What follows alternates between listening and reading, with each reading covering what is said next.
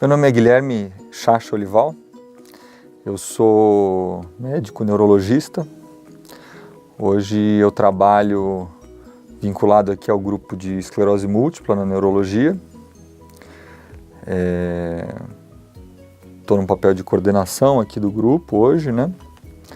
E trabalho também com neuroinfectologia e neurologia geral como um todo, né? Quando eu escolhi fazer medicina, na verdade, é uma história curiosa. Eu fazia administração antes. Minha família, ela é de empresários, né, de pessoas que mexem com comércio, tudo. Então eu fui fazer administração, mas não estava me encontrando ali, não tinha estímulo, né? E eu estava passando por uma fase, estava meio desestimulado, assim, não sabia que linha eu ia seguir quando era jovem, isso, né, novo. E aí eu tive um sonho, dormi, acordei no dia seguinte e eu quero fazer medicina. Eu não me lembro do sonho, eu só me lembro que veio esse desejo de uma maneira assim avassaladora, a ponto de que eu abandonei a faculdade de administração, voltei para o cursinho e vim fazer medicina. Aí passei aqui e me apaixonei pela medicina desde do primeiro dia, né? Sempre tive assim um perfil aquele perfil mais estudioso, assim, meio CDF, sabe, no sentido de tipo, sempre ter sido um excelente aluno, tal. Sempre tive essa coisa assim, mais erudita, de leitura, de estudo. E quando eu cheguei aqui, eu me apaixonei pelas coisas, eu adorava. Você lembra do momento da chegada, assim, você tem essa recordação? Como é que foi? Sim, o momento da chegada, ele foi um momento muito difícil para mim. Assim, eu gostava muito de estar fazendo, era uma realização assim que vinha mesmo do meu espírito, da minha alma, mas eu tive muita dificuldade de relacionamento no começo por causa do trote, né? Eu nos meus anos mais novo, época de escola, eu sofria muito bullying. E quando eu vim aqui e sofri o trote, eu reagia muito. Eu fiquei muito... não conseguia lidar com isso, né? Isso foi uma barreira que, inclusive, hoje eu me arrependo, porque me impediu de fazer muitas amizades com pessoas que eu sei que... Hoje eu tenho a maturidade de ver que era uma brincadeira, mas na época eu não levava assim. Então o começo, para mim, ele foi assim muito espinhoso. Os primeiros meses, assim, eu gostava muito, adorava as aulas, eu estava muito entusiasmado. Apesar de que eu tenho que confessar de que eu nunca fui muito de assistir às aulas.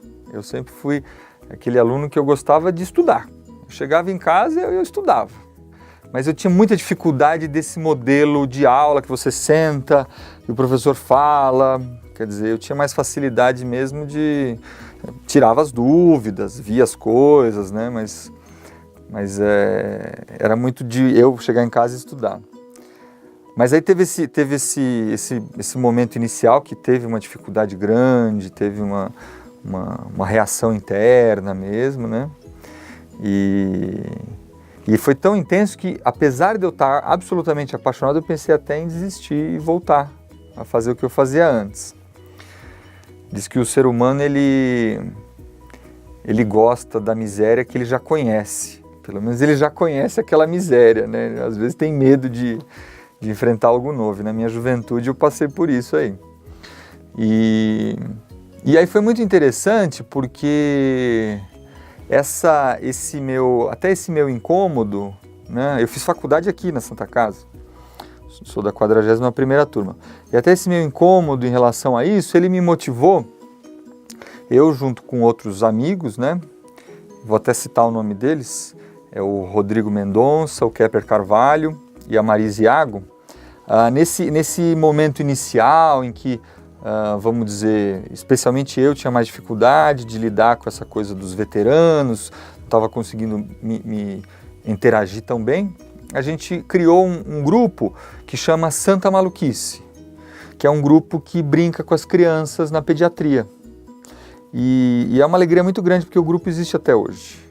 né? Tem mais de 15 anos o grupo, não somos nós que cuidamos do grupo há muitos anos, né? Há mais de uma década, mas o grupo ele foi se fortalecendo, e era um grupo em que brincava com as crianças na pediatria e que trouxe uma humanidade muito grande, muito bonita para os médicos que participaram, né? E observando hoje os médicos, e na carreira, no trabalho, na profissão, dia a dia com os pacientes, né? Tem pacientes em comuns, a gente vê que foi um projeto que trouxe uma capacidade de empatia, de sensibilização, assim, muito legal.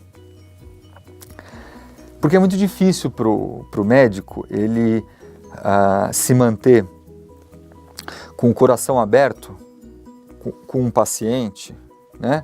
Quer dizer, ele não está frio, não está fechado, e ao mesmo tempo ele não receber todas as dores de todo mundo e sofrer terrivelmente também, porque a gente lida com muita dor, com muito sofrimento, com muita doença, com muita notícia ruim, né?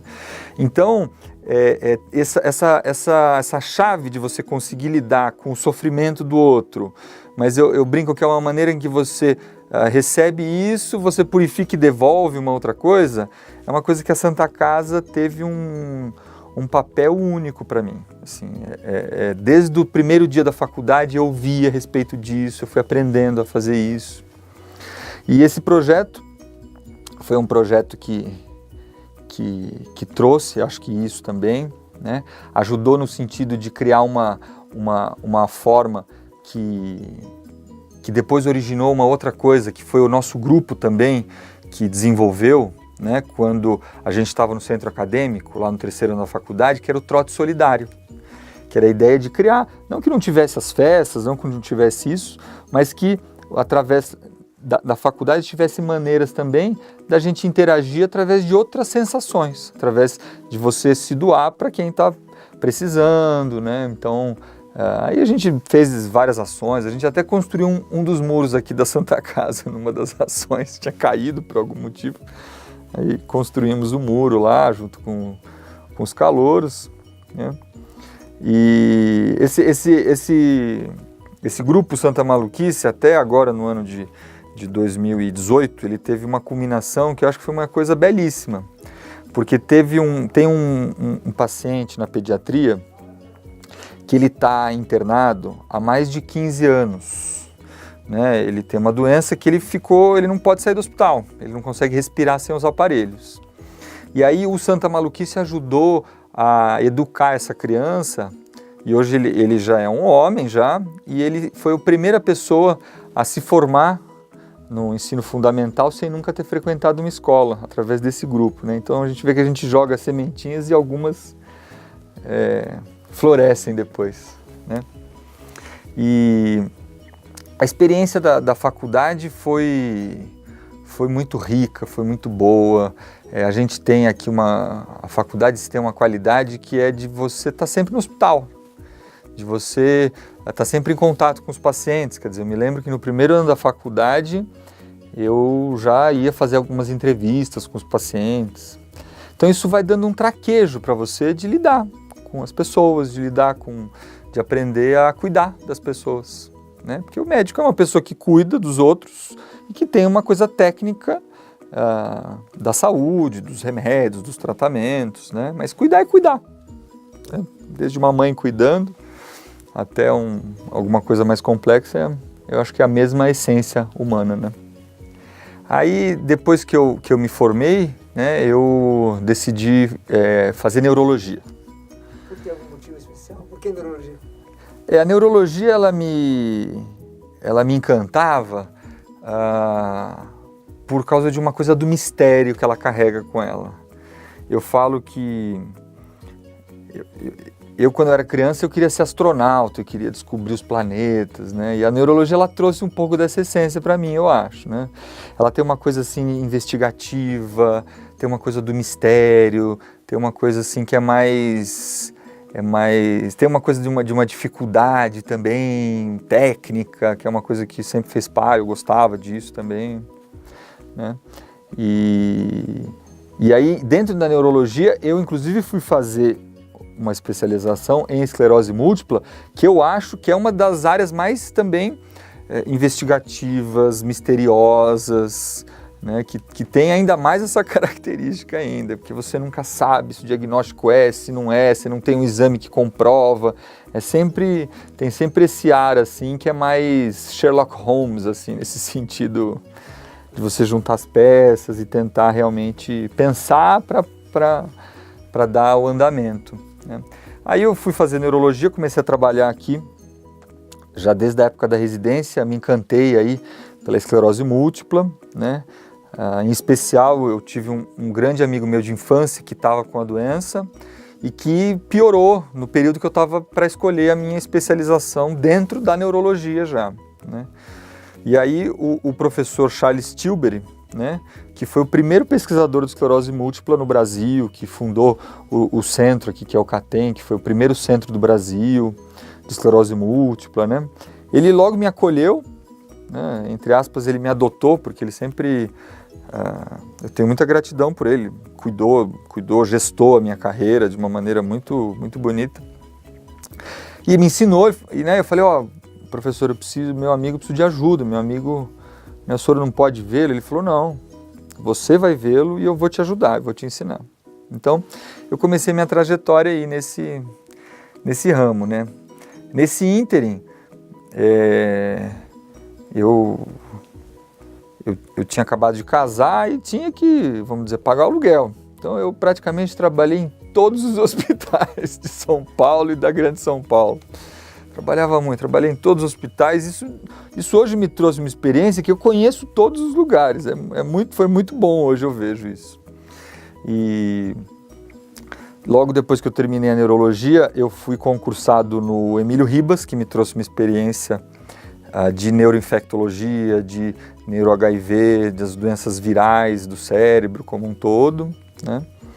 E aí essa união da neuroinfectologia com a neuroimunologia, que é a esclerose múltipla, resultou no meu doutorado, que eu acabei de apresentar agora em 2018, em novembro, que é uma união dessas duas vertentes, né?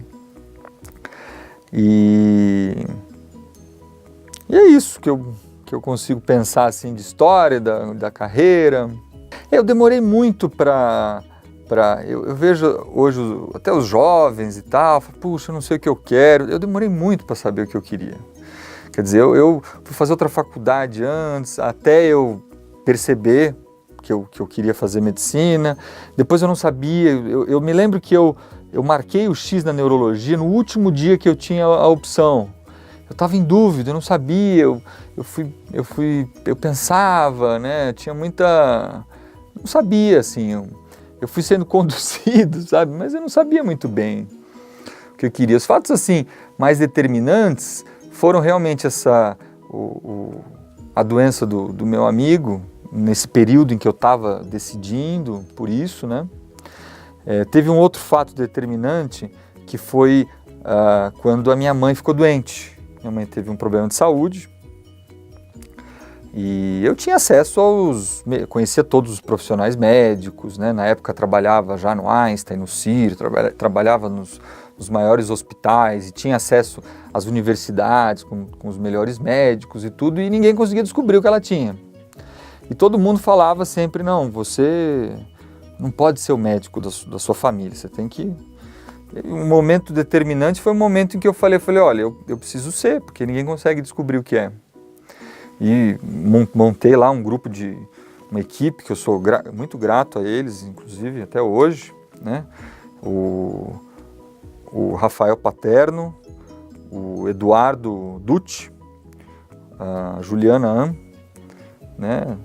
O Rafael Paterno está aqui na faculdade até hoje. E investigamos a doença da minha mãe, chegamos no diagnóstico dela e ela está bem de saúde hoje. Foi um momento também de muita dificuldade, assim, bem marcante para mim. E eu tive um outro momento que foi bastante marcante também, que em 2015 eu tive um infarto. Eu estava viajando com a minha mãe, inclusive, e aí, do nada, eu estava dirigindo, estava na Polônia, fui visitar minha irmã, que morava lá na época. Aí senti uma dor no peito, a dor foi piorando, piorando e fui ao hospital e tive um infarto, fiquei na UTI, tive risco de vida e tudo mais. E naquele momento eu acho que eu fui, né, pro lado realmente do paciente,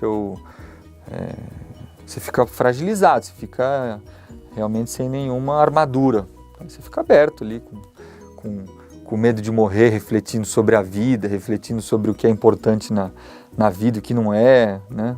Esse foi um divisor de águas muito grande assim na minha vida e também na minha carreira, influenciou muito na minha carreira, no sentido de ser mais leve, de deixar as coisas, né? Eu me recuperei, demorei um pouco, mas me recuperei, fiquei bem.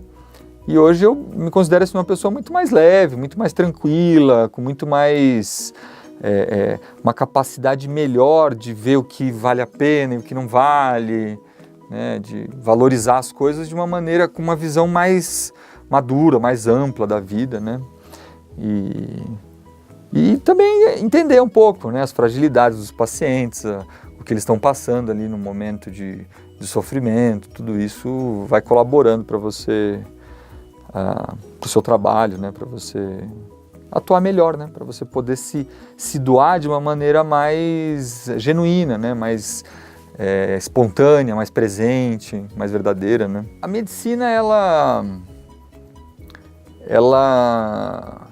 está sofrendo uma transformação tecnológica. Eu tenho a sensação ainda de que a transformação tecnológica da medicina ela é muito lenta comparada com as outras áreas da sociedade, porque ela precisa de muitas comprovações, né? Tem muitos paradigmas da medicina que eu acredito que eu ainda vou ver eles serem quebrados, né? Então, tem algumas coisas que são verdades absolutas hoje que eu acredito que elas não vão ser mais, né? Então, tem esses paradigmas a respeito da importância dos exames como um todo na medicina, né? Uma comprovação de um exame que mostra, que prova, isso é uma coisa que está dominando a medicina, isso faz parte, isso deixa mais acurado, isso deixa mais fácil, né? Tem alguns paradigmas que eu acho que a gente vai dar passos, a gente vai voltar mais para o passado, em outro lado, por exemplo, que hoje em dia existe um paradigma que é a medicina baseada em evidências, né? Então, a gente só faz aquilo que é comprovado numericamente, mas isso tem levado a ciência para um lado que ele é absolutamente dominado por interesses econômicos. Então, para você ter um grande número de pacientes, para você provar que você está muito certo, você precisa ter um grande interesse econômico por trás, porque senão você não consegue juntar um grande número de pacientes para fazer o seu estudo. E nisso a gente está caminhando para uma medicina que ela é cada vez mais cara. E isso não vai ser viável a longo prazo. A gente vai precisar voltar para as raízes, para o conhecimento, entre aspas, lá da base do xamã, que dava uma erva que funcionava, porque ele sabia que aquilo funcionava, porque ele já tinha, ele entendia aquilo, né? Não estou dizendo que a gente vai fazer xamanismo com os pacientes, mas esse conhecimento mais empírico, mais de base, né? Então eu acho que essa vai ser uma transformação que vai demorar ainda para chegar na medicina, porque a gente ainda vive essa era de dominação desses interesses econômicos e do interesse que eu chamo que é a ditadura da mente, né? Então, os paradigmas todos sociais nossos hoje, eles são baseados em certezas que a nossa razão traz para a gente. A gente deixa algumas outras coisas, outras capacidades do ser humano que não são só a razão, permear, por exemplo, a medicina. Isso é essencial para uma boa medicina. É difícil de explicar o que é isso, mas isso é essencial para uma boa medicina, né? Então eu acho que a gente vai ter alguns avanços no sentido de ter coisas revolucionárias, tecnológicas. Hoje a gente tem exames já que você não sabe que o paciente tem, você coloca uma gota de sangue lá e vê todos os vírus e bactérias que tem ali e descobre qual que é. Você tem exame que você faz um teste genético e você mapeia se tiver uma mutação genética você vê qual que é. E por outro lado, eu acho que a gente vai começar também a ir para uma coisa mais artesanal, de um tratamento mais individualizado, né, sem tanto essa necessidade dos tratamentos tão estruturados, guidelines, que são essenciais quando você está no início da carreira. Você precisa entender tudo o que está acontecendo, né?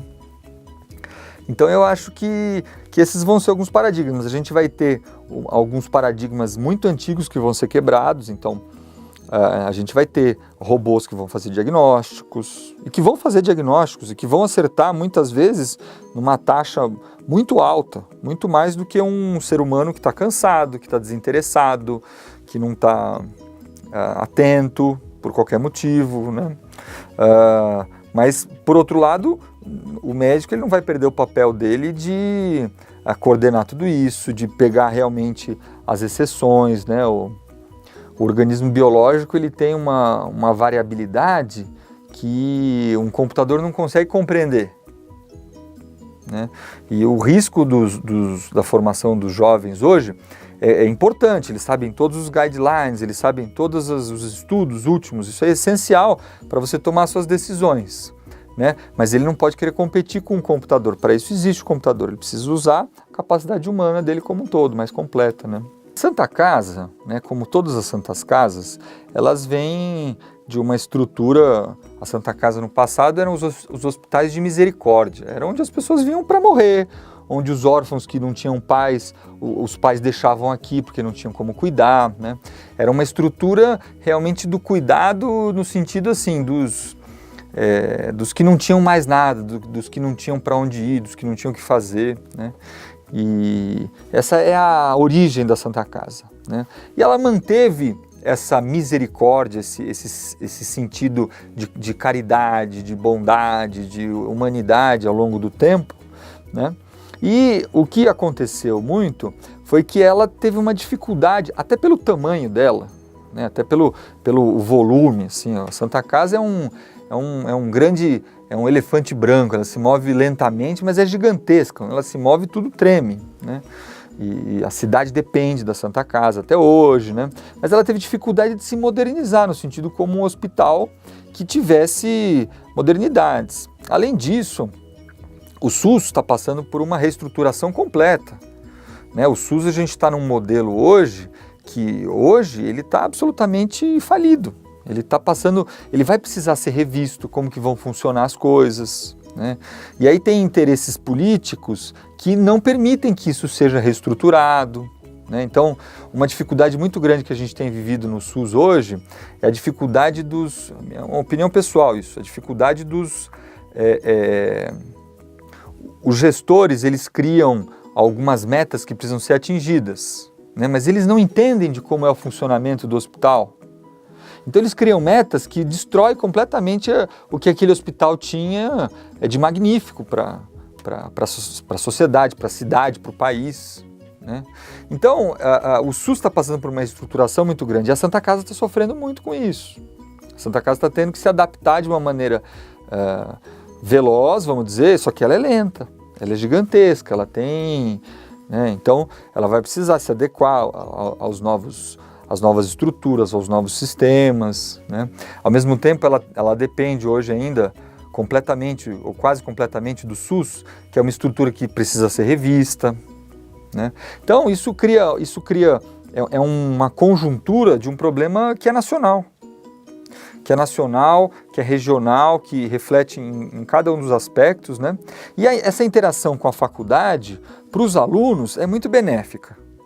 Porque o aluno está vendo tudo que está acontecendo. A Santa Casa é um reflexo do Brasil, né? Até do ponto de vista, por exemplo, se a gente for ver em vários aspectos, então do ponto de vista de doença. Eu vou lhe dizer, depois de formado, eu não me lembro de ter visto alguma doença fora que eu não tinha visto na Santa Casa. Quer dizer, em poucos anos de Santa Casa, eu vi tudo que existe, a sensação que eu tenho, ou quase tudo que existe, de doença, de quantidade, de volumes, de problemas, né? Então isso é muito bom para o aluno que está aqui, que está vivenciando isso. Ele tem as dificuldades da questão, dificuldade técnica, de recurso, que é uma realidade do SUS. Então ele também vê como que é a realidade do país no SUS hoje, né? E eu espero que essas sejam as pessoas que vão gerir também a nossa política no futuro, né? Os que vão criar as políticas públicas de renovação, de reestruturação, né? Então tem grandes desafios, né, que a gente precisa vencer para manter essas coisas com a excelência e com a beleza que elas têm, historicamente, né? E para a gente também ir consertando os erros, que são erros também que vêm de muito tempo, né? Que também são lentos também, né? Eu acho que assim, a Santa Casa ela trouxe para mim um valor, que esse valor, igual eu falei, né, que veio lá da misericórdia, que passou pela caridade, né, e que hoje eu chamo de serviço, que é você se doar, né, para as outras pessoas de uma maneira desinteressada. É você fazer o que você pode para a pessoa que está na sua frente, né, e muitas vezes sem esperar nada em troca, né. E isso é algo que hoje em dia é muito valioso para mim, né? Esse aprendizado, ter esse entendimento do valor que isso tem na minha vida, né? Porque isso traz um tipo de valor que ele não é quantificável. Ele não é, porque você pode até, vamos dizer, no trabalho, na profissão, como médico, como qualquer profissão, você pode até ser remunerado por aquilo, mas se você está trabalhando e está se doando de maneira desinteressada, isso traz um ganho para você e que é muito difícil de ser contabilizado. Então acho que esse é um valor assim de vida que, mesmo que eu vá para qualquer outro lugar depois, que eu siga, não sei se meus rumos vão mudar ou não vão, né? Isso é algo que, sem dúvida nenhuma, eu devo carregar e provavelmente vou influenciar mais pessoas com isso, porque quando você carrega com você, né?